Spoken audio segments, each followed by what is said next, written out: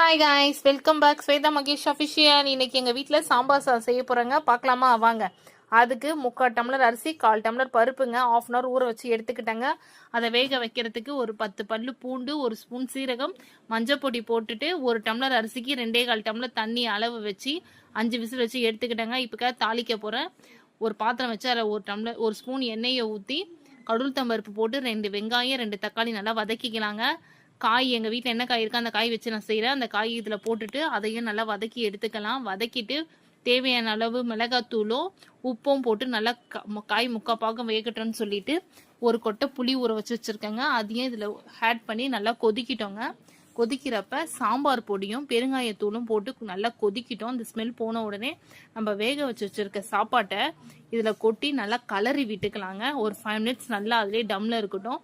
கொத்தமல்லியை போட்டு இறக்கிட்டா சுவையான பருப்பு சாதம் ரெடி.